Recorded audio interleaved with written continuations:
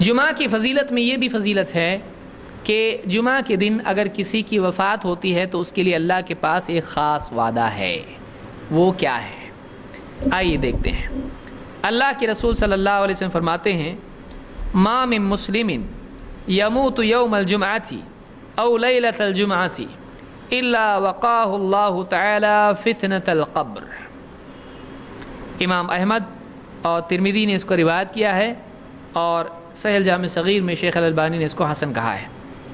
ما من مسلم یموت یوم الجمعہ او لیلۃ الجمعہ، جو بھی مسلمان جمعہ کے دن یا جمعہ کی رات میں مرتا ہے اس کی موت جمعہ کے دن یا جمعہ کی رات میں ہوتی ہے. یہ کب ہوتا ہے؟ اس کو اچھی طرح سے سمجھ لیں کہ جمعہ کا دن پہلے یا رات؟ پہلے تو دن کا نام آیا نا. جمعہ کا دن کون سا؟ جمعہ کی نماز جس میں پڑھی جاتی ہے وہ کیا ہے؟ جمعہ کا دن. اور جمعہ کی رات جمعہ کی نماز کے بعد آتی ہے یا پہلے؟ پہلے آتی ہے.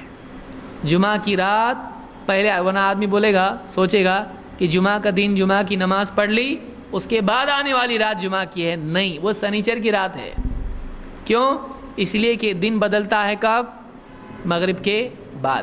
یہ بتائیے روزہ پہلے آتا ہے کہ تراویح؟ تراویح. اور تراویح رمضان میں پڑھی جاتی ہے یا رمضان سے پہلے؟ رمضان میں. تو معلوم یہ ہوا کہ پہلے تراویح آتی ہے پھر اگلے دن روزہ آتا ہے. اس لیے کہ جیسے ہی مغرب ہو گئی رات آئی دن بدل گیا رمضان شروع ہو گیا. تو رات پہلی تراویح پہلے روزے سے پہلے ہوتی ہے تو دن سے پہلے رات آتی ہے اور رات ہی سے ہمارا نئی تاریخ شروع ہو جاتی ہے. تو اللہ کے نبی صلی اللہ علیہ وسلم فرماتے ہیں کہ جو شخص جمعہ کی رات جمعہ کے دن یا جمعہ کی رات میں جس کی موت ہو جائے الا وقاہ اللہ تعالی فتنۃ القبر، اللہ تعالیٰ اس کو قبر کے فتنے سے محفوظ کر دیتا ہے. کیا کیا اس نے؟ کچھ بھی نہیں کیا. اس کی موت کب ہوئی؟ جمعہ کی رات میں یا جمعہ کے دن میں. صرف دن میں نہیں، رات میں بھی اگر اس کی موت ہو جائے جمعہ کی تو اس کے لیے فضیلت کیا ہے؟